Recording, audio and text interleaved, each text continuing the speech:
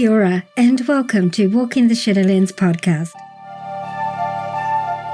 Let me be your guide as we take a walk into the shadowy realms of the unexplained, of the paranormal, of things that go bump in the night and haunt your dreams.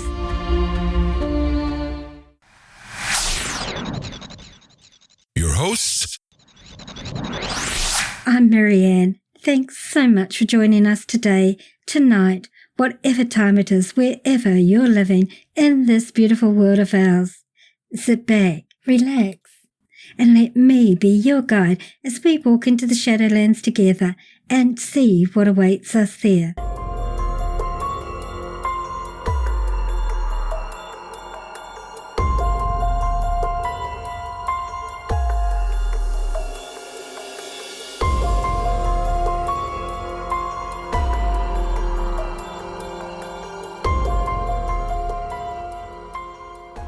When people hear about a house being haunted or of someone experiencing a haunted house, most people react with fear or curiosity tinged with fear, or they don't want anything to do with the subject, some because of religious beliefs, some because they fear it will follow them to their home, or they dismiss it as not being possible. It doesn't fit into their world viewpoint, their religious beliefs, or whatever reason.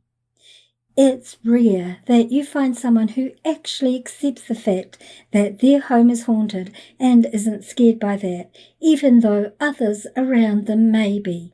My guest today is one such person, a Danish-born woman living in the United States who at the time these incidents started was a single parent with a 6-month-old son. She lived in this particular home for a period of 6 years. Kirsten came to my attention when I was browsing a Facebook group, and she was sharing one of the experiences from her home with the group. I found the experience she shared to be really interesting and a tad funny. It involved her father, who was a skeptic, and she shares this experience later in the episode. So I reached out to her and asked if she'd be interested in sharing some of the experiences from her time in that house with you all. To my delight, she agreed, and this episode is the result. So, with that preamble, are you all willing to walk with me into this part of the Shadowlands and see what awaits us there?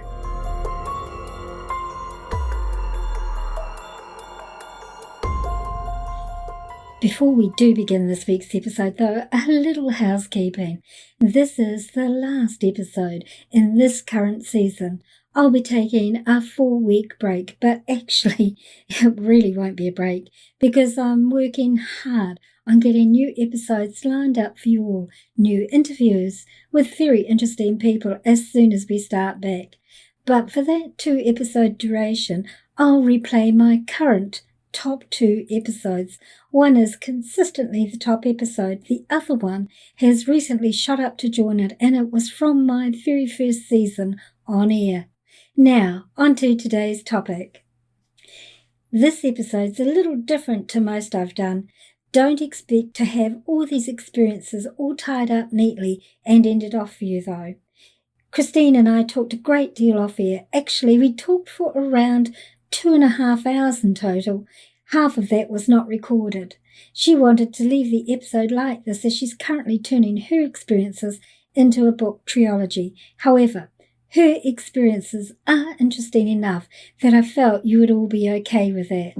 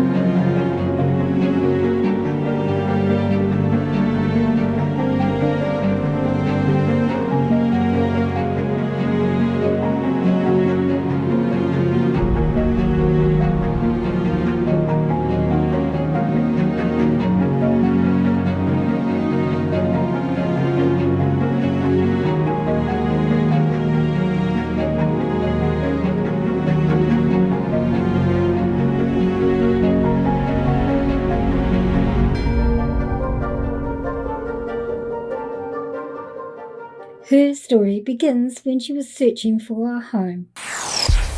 I wanted to buy a house for my son and I. My son, he was about 6 months old, and I had a little bit of money that was going to be released that I could use to whatever. And at that time, my dad said, "Why don't you buy a house?"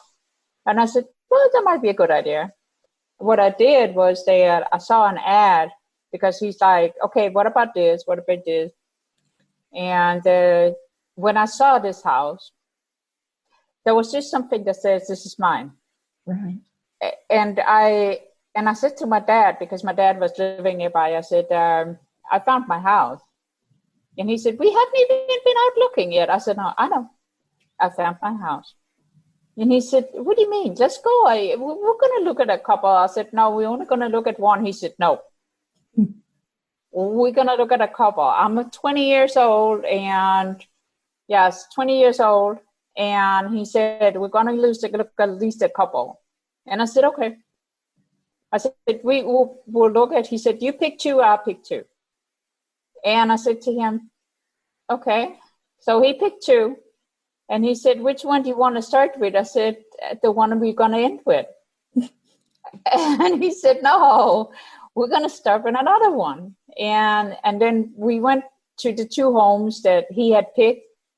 And when he walked in, he looked at me and he said, "This is not your home." I said, "No, I know which one it is." But he has not seen the ad at all. Right.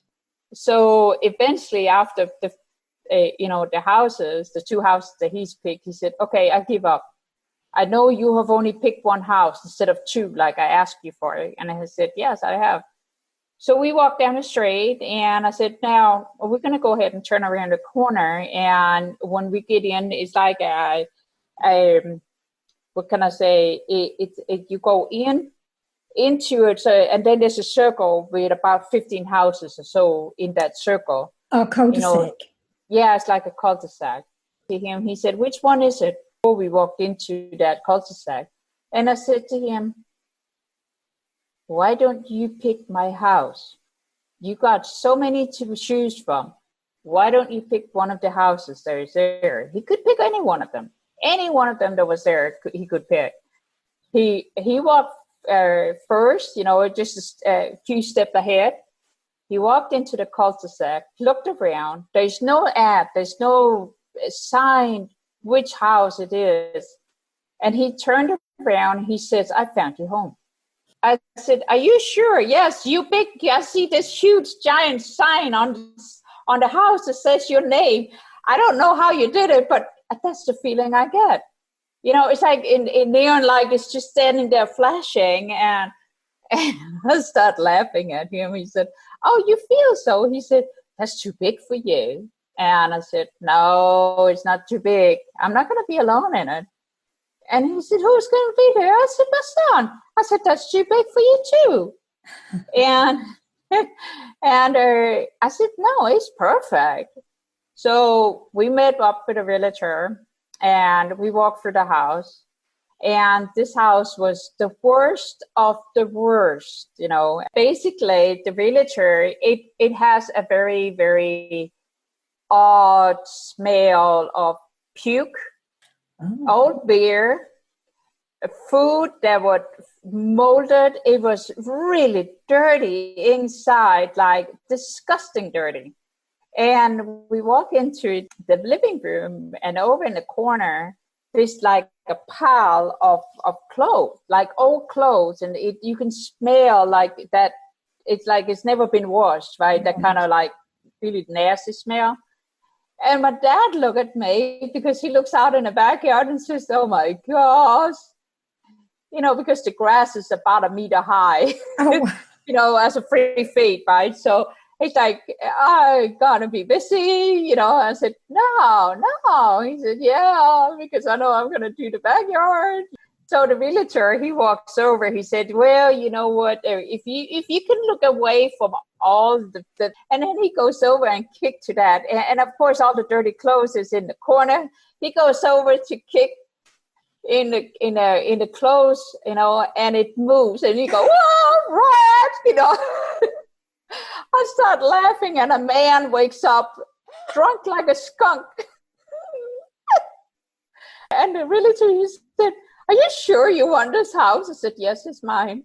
Wow. And I turned to the man and said, "Is there more sleeping in this house?" He's like, "Who are you?" And I said, "I'm the new owner." He said, "Okay, I'm going to go ahead and sleep on that." And I said, "Good night." So he basically just tore all the clothes on top of them, to cover up the sunlight. And he went back to sleep, And I said, "Next time you try to kick some things," I said, "make sure there's nothing underneath." Oh, wow. You were pretty composed. Oh, yes. I thought it was so funny. But later on, I found out who the owner was. And that was where the whole commotion became. So I bought the house, and he was a pool shark, a drug dealer, a part of the band, beat up gang, was a AK, I think it was AK 45, part of one of those sub gangs. There is, I think it was Banditos or so. We, on our way home, we talked about it, and he said, "Are you sure?" I said, "No, that's my house." That's it. And within 2 weeks, I walked into my house. I knew that it was going to be really, really bad. I basically went to the bank and says, "Oh, I got so many bedrooms that I could just rent it out." So that's basically how I got the loan on the house, was because I had 9 bedrooms in the house. So it's like, yeah, I can rent it out, Wow. When Kel, moved in, he moved in more or less the same day as my son and I did. He stayed downstairs, and we stayed upstairs. And when everyone had left, helping out, cleaning up, right? So it was at least sanitizing to live there, right? He has not moved out his stuff yet. So we couldn't really move my things in at that point. Other than, the few things that we could get up in a corner and so forth. So it was really commotion. Right. But Kel, he moved in downstairs. And as I moved in, I started preparing the house for protection. And I do that with blue color on the door frame outside, and then I make a little prayer and put salt on the doorsteps. And I did that for all the entries, and we had 3 entries, 1 downstairs and then 2 upstairs. And I did that. Well, a couple of days later, when Kel moved in, because I didn't hear anything, one of the things he came up and says, are you messing with me? I didn't know him prior for this, but we talked every afternoon. He came for a cup of coffee and just to get us settled in and so forth. So I didn't feel all alone in the house. He said, are you messing with me? And I said, "What do you mean?" "Well, I hear the door go downstairs." I said, "Okay." And, "Well, the problem is the door is locked." I was like, okay, whatever, because I'm not, it's natural, you got noises and so forth. Right. So in the first part, I thought it was just him hearing, things. And I said, so he disregarded it. Well, a couple of days later, he came storming up the stairs. I don't know if I like to stay here. It's been about 3 weeks he's living there. And I said, "What do you mean by that?" Well, something weird happened. And he probably won't believe me. I said, "Trust me.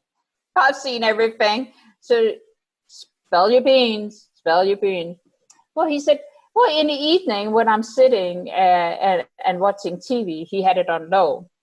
One of the things that he would hear was his door go. It's a glass door, so you could hear the glass in the door. Right. And then you could hear it like there was someone closing it.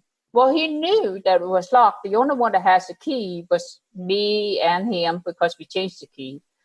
So he thought in the beginning, again, it was me messing with him, until he started hearing over, on the wall. Basically, someone was knocking on the wall all the way down. Basically, all the way down the hallway was someone knocking on the wall. By so knock, knock, knock, knock, knock. He's like, "Who's that?" And then eventually what happens was that the next part that happened, because he just disregarded, like I told him, just disregard the noises. It's just noises, right? All of a sudden he started hearing the handle. And the handles is not a round one, but a long, yes, exactly. Right. A regular handle, let's call that. But it's the older one in plastic. So what you hear is that, because it needs the WD-40. We didn't get that far, but Right. you can hear that, squeaky noise. And then they go flop, blah, blah, blah, blah, that flop noise like someone is letting go. Right. And he hearing the first two doors, there's next to the front door, his front door, is just like someone is holding the handle down and then letting go, but not opening the door, just that. And then he hears the knock over the walls, and I'm going, "Oh, you're having fun." He said, "What is it? What is it?" I said, "Well, I don't want to scare you." And he said, "What is it?" No. I'm only going to tell you if you promise to stay.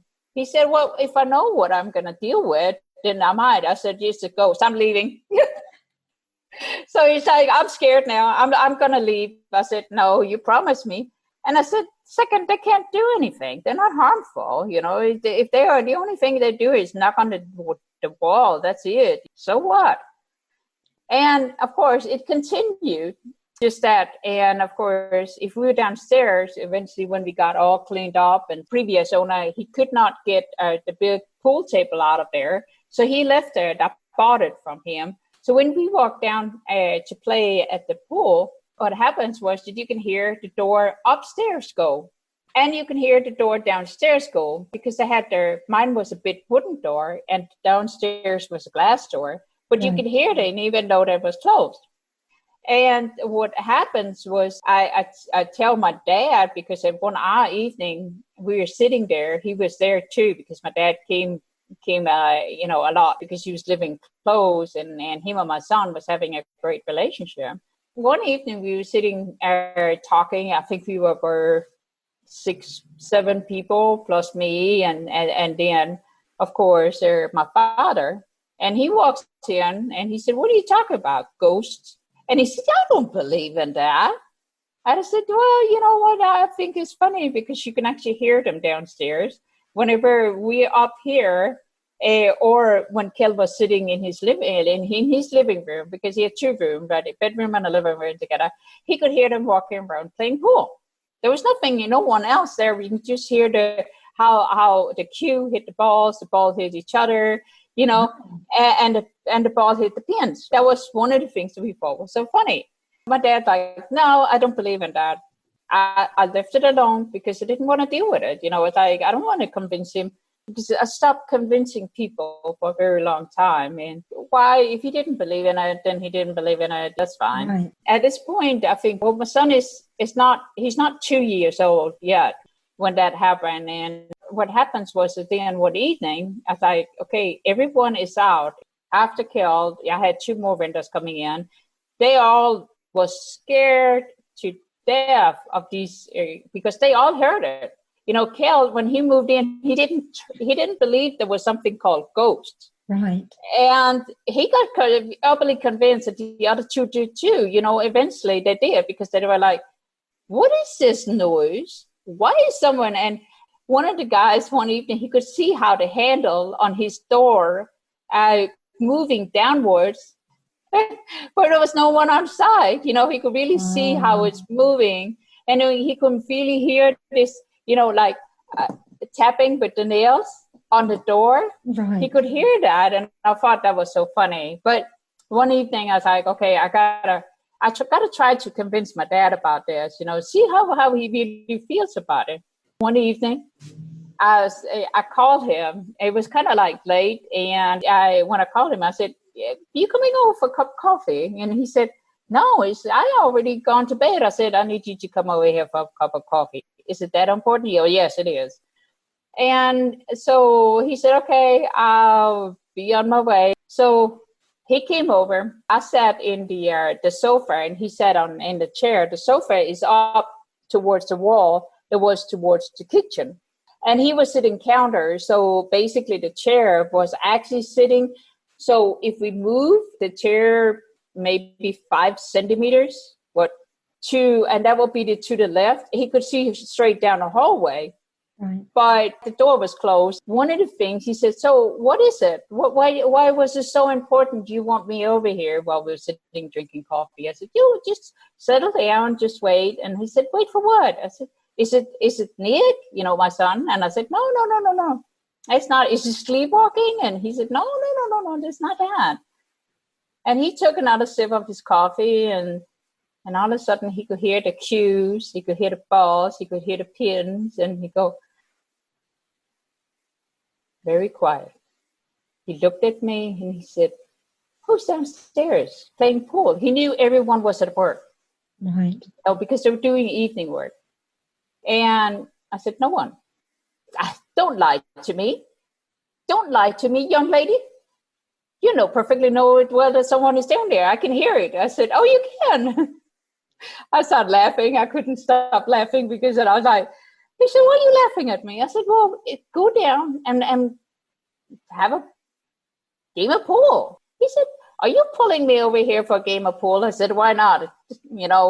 A cold beer and a game of pool, it doesn't matter what time it is. It's always good. He said, yeah, but I'm drinking coffee. I said, yeah, well, you can bring the coffee down. No, I'll leave it up here, but I'll go down and see who is there. So he walks downstairs. He turns on the light, of course, to get downstairs. Everything is dark.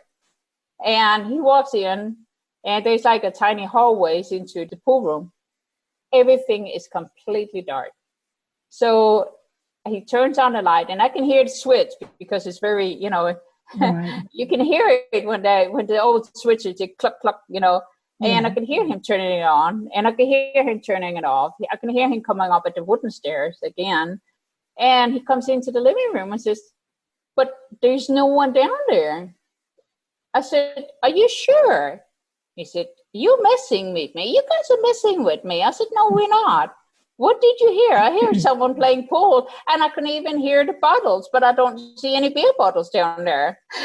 He sat down again, and within a short time they stopped playing pool again. He said, where are they? There was no one in the room. I said, did you check all the other rooms? He said, no, I can't do that. The guys live there. I said, you know perfectly well you can come and go in their rooms as you please.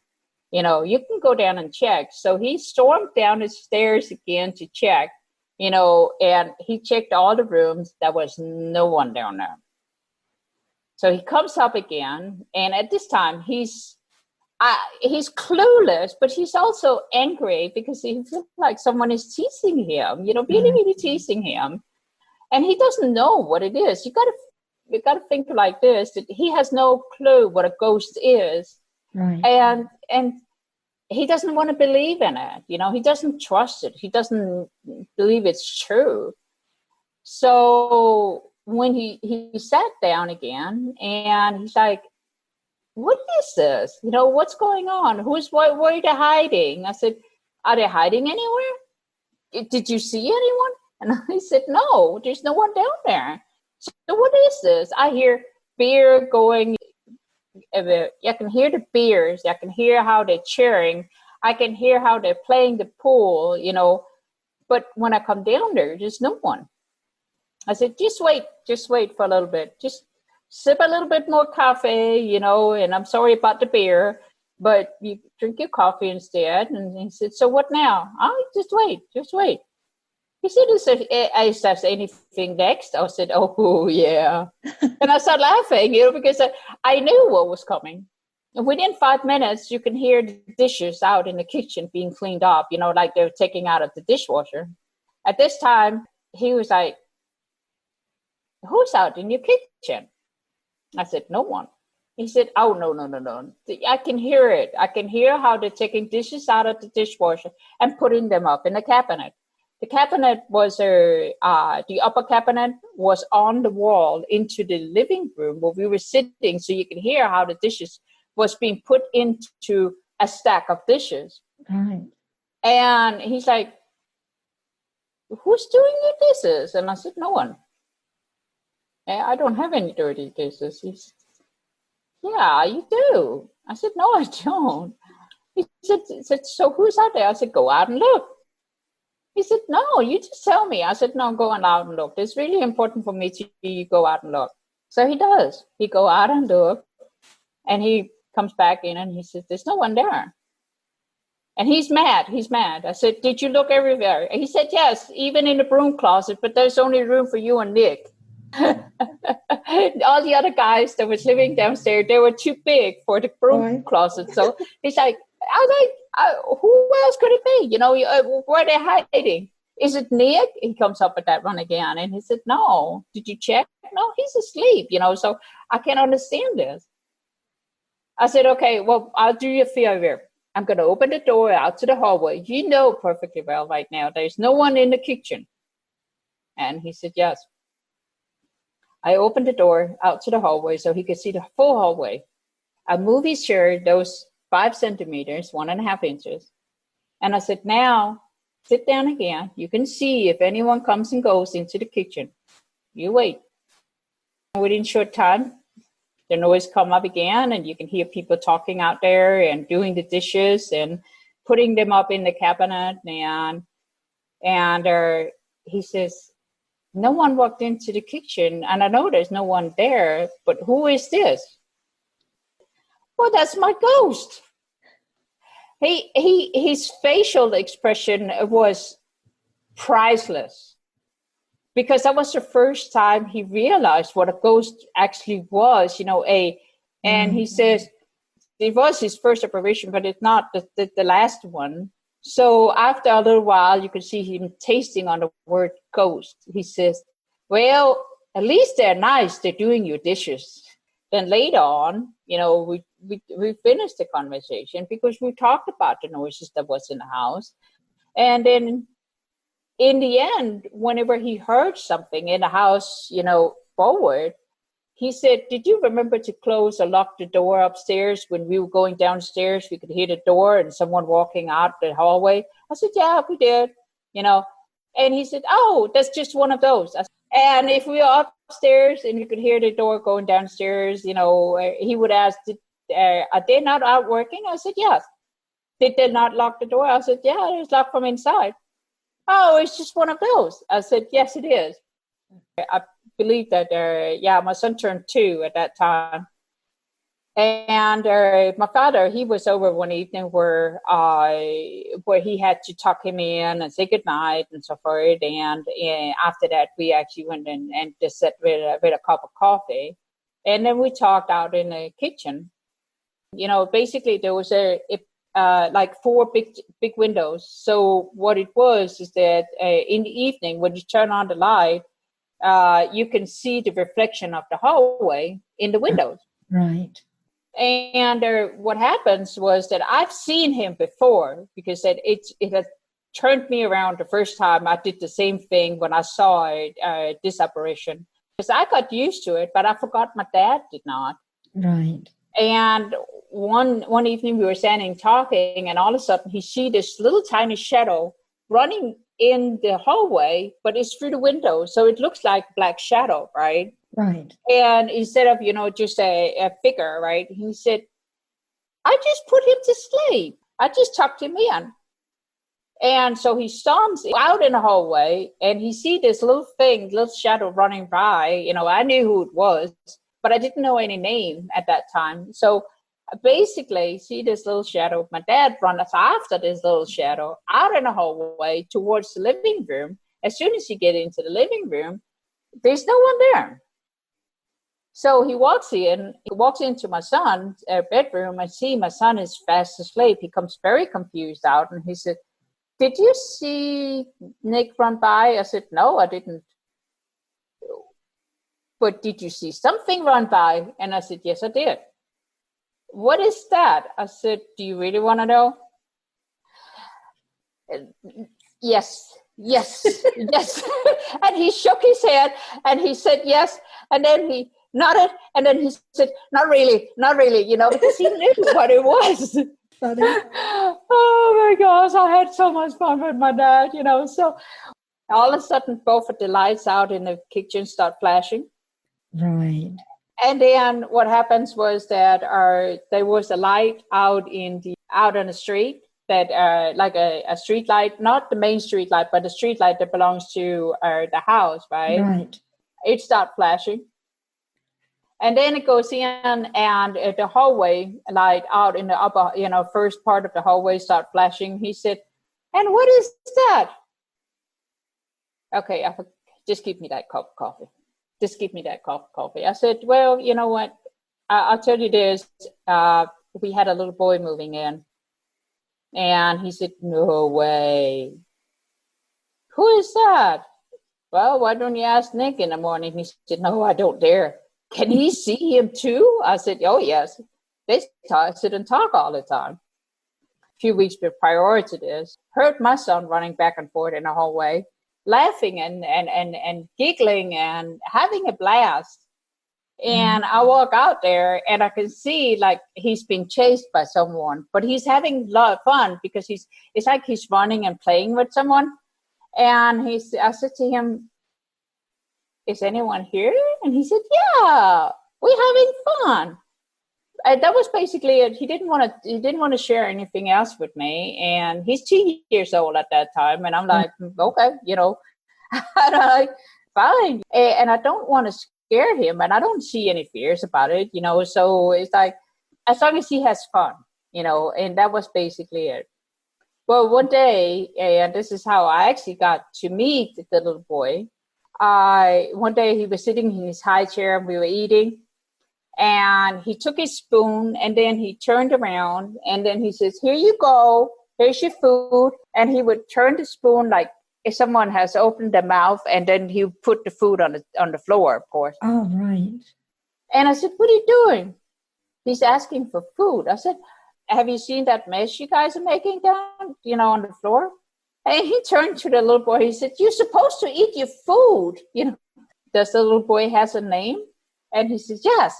His name is Charlie. He used to be one of your children." I go, "What?" I go, "Try that again." "What?" "Oh, yes. He remember you from when you were very, very, that's long time ago." I said, I started seeing Charlie, at least the first part was a shadow. But then he starts, really showing to me, because I said to him, "If you're going to be in my house, I need to see you. I need to make sure that you're okay and you're okay around me, boy, else you can't stay, and I have to get you, I got to force you to leave." So he starts showing up.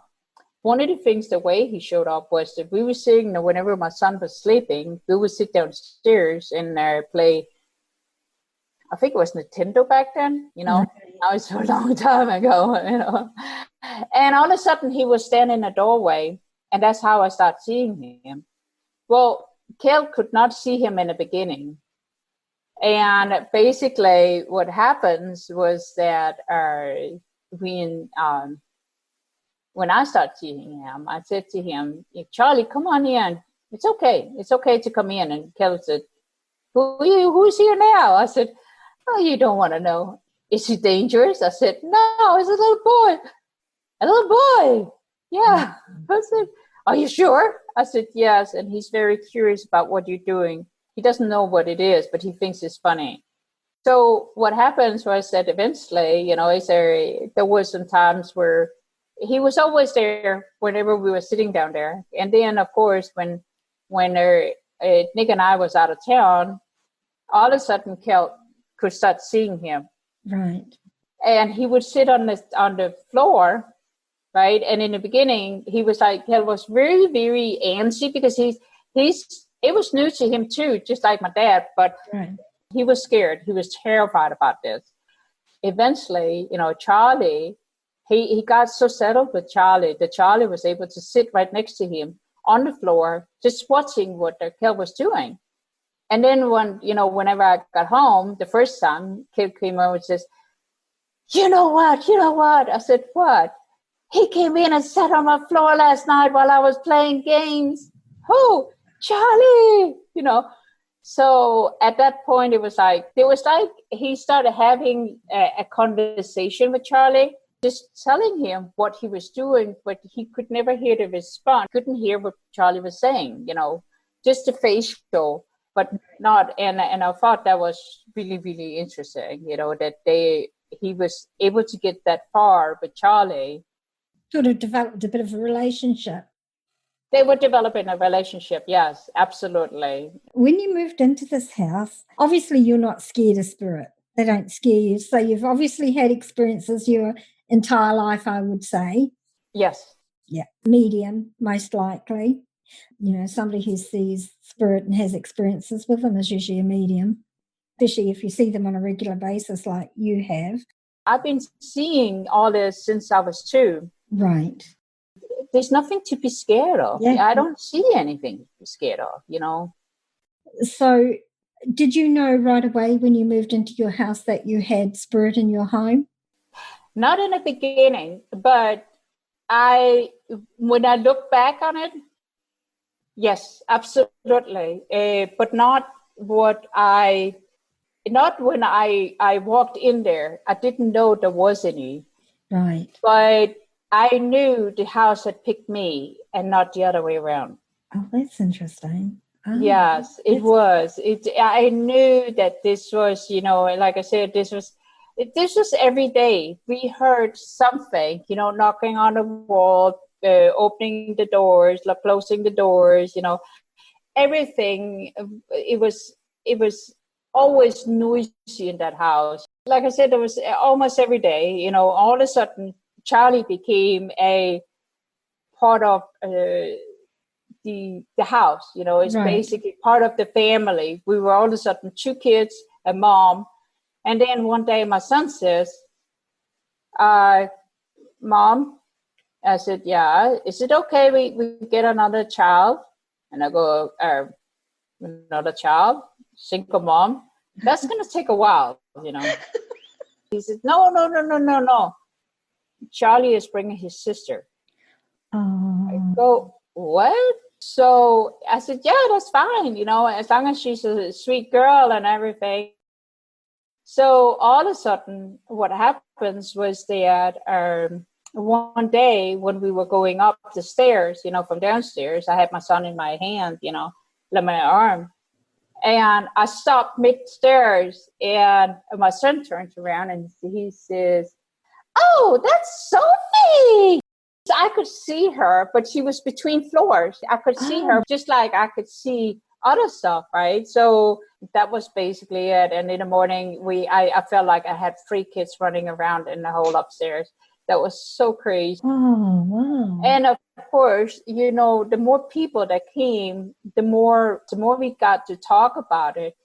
And I remember one time we had the door standing open out to the patio, and we were sitting talking about this.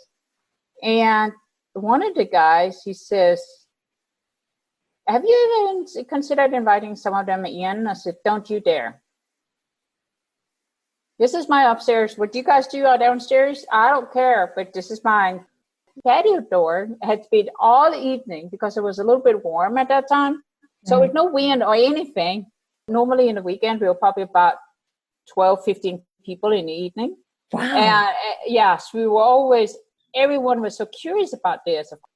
So in the daily part, we probably was about 5 to 7 people. Always someone there. Right. But what happens was that evening, he said, what are you going to do if someone is standing outside? And I said, I turned around, looked over to the door. Hey, if anyone is outside and wants to come in, just open the door. And I turned around again, and the door, they jumped. Oh, wow. Oh my gosh, he said, it's time for me to go home. I said, you asked. I already knew someone had come in. Right. Because I could feel it. And the guy that was sitting right next to me, he knew too. He looked at me. He could feel someone was there. And he said, I'm not sure, because they got a little bit eerie about what has happened. I said, right. Okay, well, what do you want me to do? Tell him to close the door?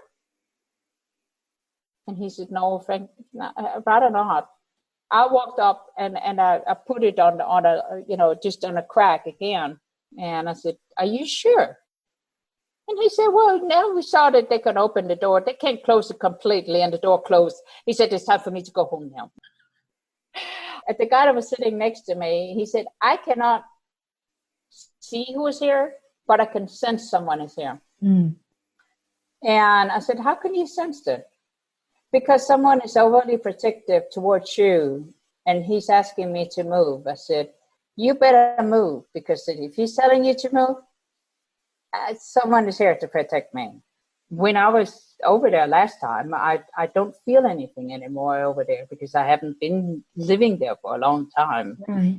It was very amazing the way that things are moving in this house, that everything is, and like I said, it's every day. And of course, with my dad too, my dad in the end got used to all the activity in the house. He understood what was going on.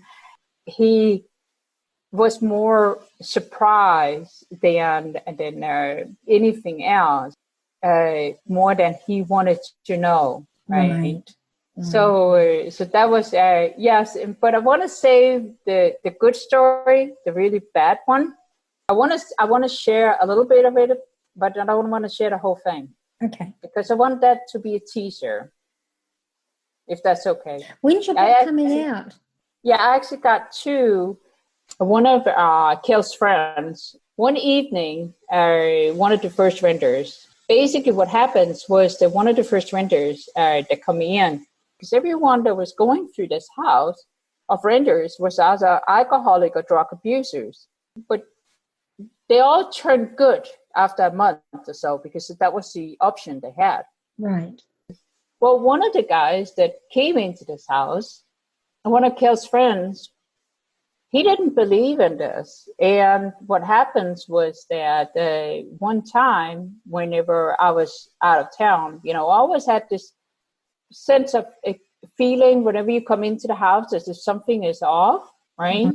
Right. Well, whenever I came back, I felt the house was cold. The house was empty of ghosts, Right. the what that keeps the house alive. The breathing, the emotions in the house was gone. It was really, really ugly cold. Right. And what happens was that when I walked in, I know I was going to be fine because I had my protection up the upper part, also because I had my son, And what scares me the most was not, that what they have done. But what scares me the most was they didn't consider what was in the house when they did it. So what happens was that his friend had bought over a Ouija board. And he said, well, I believe that she has a portal in this house. Because there was too much activity and too many people was able to jump in and out and so forth. And everything was too active, right, in the house. And it was too good of a ghost that was in there. There was no bad ghost, not what at least I saw. They were all protective, So for me, when I walked in there, all my good ghost was gone. And Kel came up to me and said she was going to leave. I said, no, you can't do that. And he said, yes, I'm giving you my 1 month notice. I said, no, you're going to tell me what you brought into my home. And he said, nothing. I said, don't lie to me. He said, how do you know? I said, don't ask me that question either. And he said, okay. I said, I'm going to make some coffee. You take a deep breath and you tell me what's going on. And he did.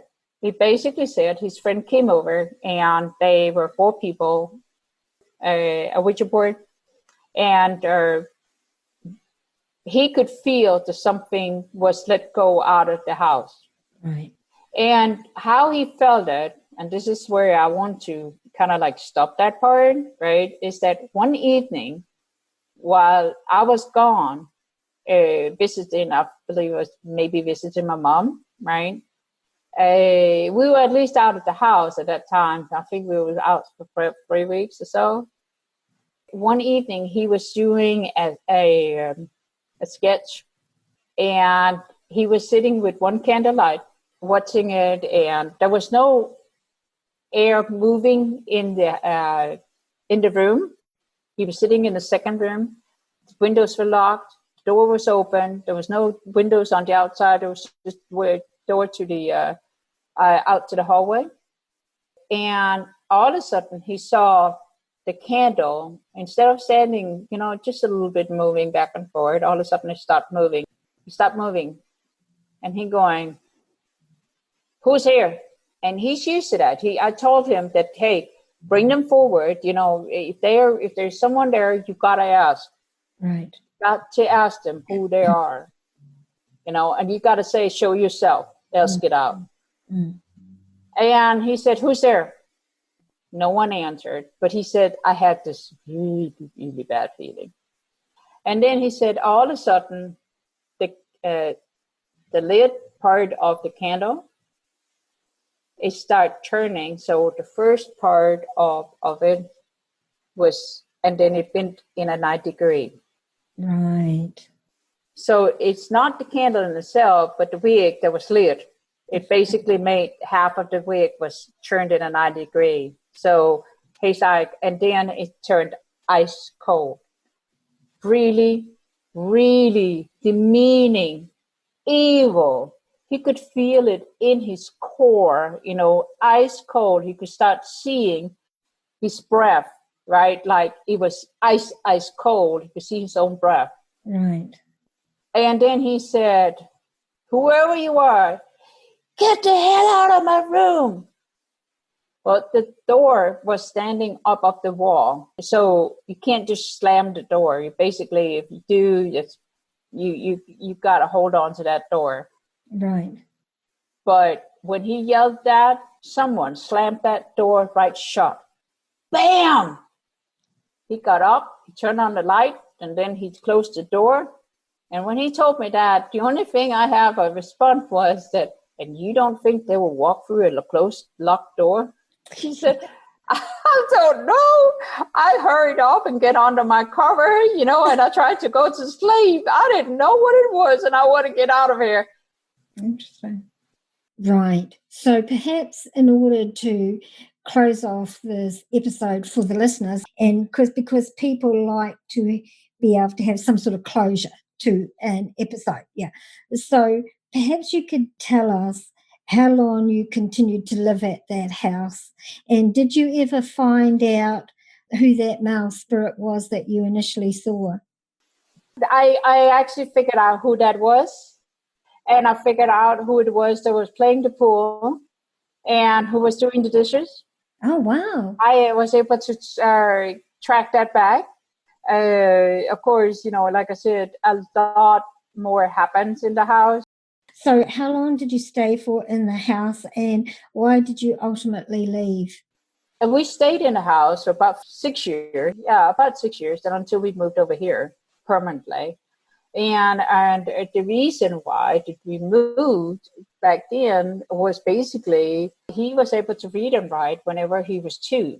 Right. He was sitting on a computer from he was 2, and there was no schooling options back then that was able to sustain that. So whenever he was 6 years old, I ended up getting a therapist. I was so frustrated because I needed to give him more than I could give him where I was. Right. And what happens was that as a 6-year-old, he started first grade, but I had to do it from home because he was too young, parentheses, to go into first grade over there. So we had a school therapist on him. Yeah. Exactly. And that was basically one of the reasons that we wanted to leave, because I wanted to give him something better. And I don't know if I go down and tell a social worker that we have ghosts running around in the house. I think that she's going to think that I'm crazy, Yeah, no, I would leave that out too. Oh, that's funny. Yeah. So that was the reason you left your home. And I guess it must have been a bit of a wrench for you to leave the place you loved on a level, but on another level, when you're doing something for your child, it's not a wrench at all, is it? Exactly. But I also kept this world open for him. Right. And it was first when he became teenagers that he started closing down that world. Right. And I hope that one day he'll be able to open it again. And I'm surprised how strong he is, but he's not seeing the things that he used to see. Thank you very much. Shared some really, really interesting experiences. I've really enjoyed talking to you, and I know that my listeners will have enjoyed this as well. So thank you for your time.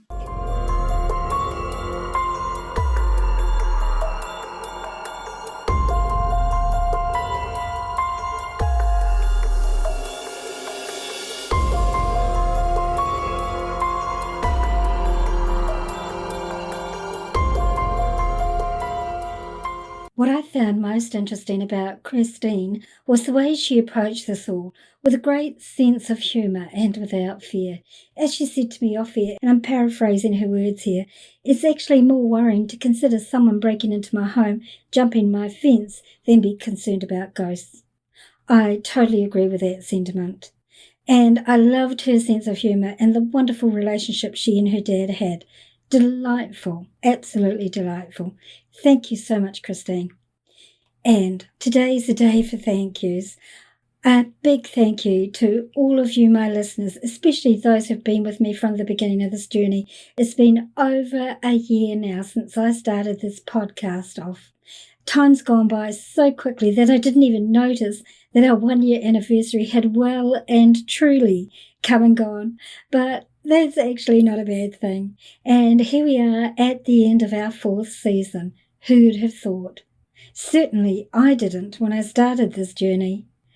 And whilst I'm thanking people, I'd like to give a special shout out to all my Patreon supporters, few in number but very much appreciated.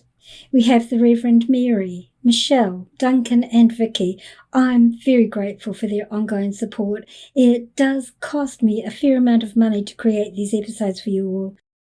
So if any of you who regularly listen to the show and enjoy it would like to become a patron of the show, then for just $5 a month, the cost of a cup of coffee, you can become a supporter. As a thank you, you get access to a special members-only page on the podcast website, www.walkingtheshadowlands.com, from which you can download in PDF format written transcripts of each episode ever published. You'll also have access to extra bits like parts of interviews that don't make it to air, EVPs that are sometimes captured when I'm recording episodes, and other occasional extras like a relaxation meditation I created for you all. You'll also get early access to the episodes before everyone else gets to hear them. And, of course, you absolutely have my gratitude and appreciation. Just head over to patreon.com/MCC15 and you can join up from there or follow the link from this episode's page on the Walking the Shadowlands website, www.walkingtheshadowlands.com.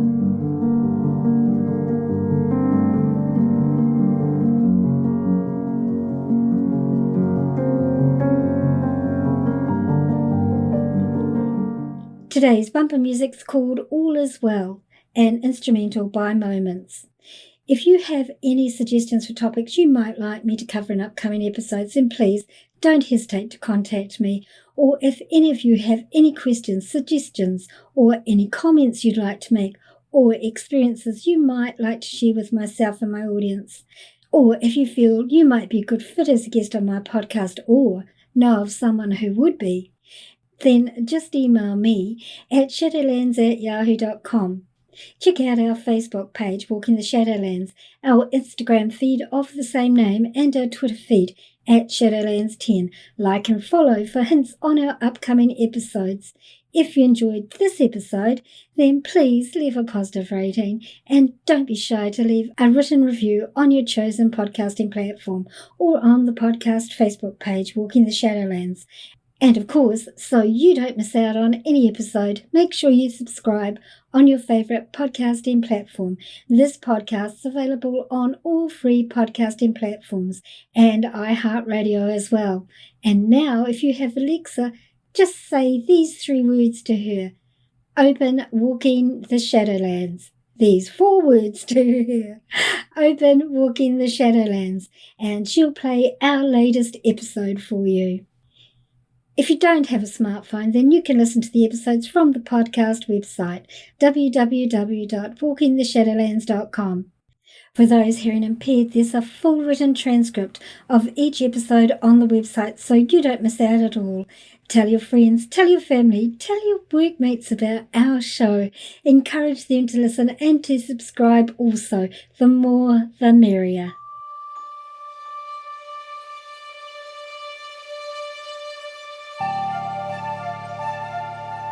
Thank you so much for listening today, tonight, whatever time it is, wherever you're living in this beautiful world of ours.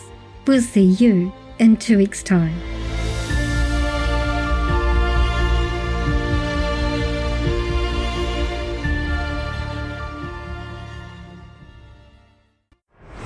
Thanks for listening.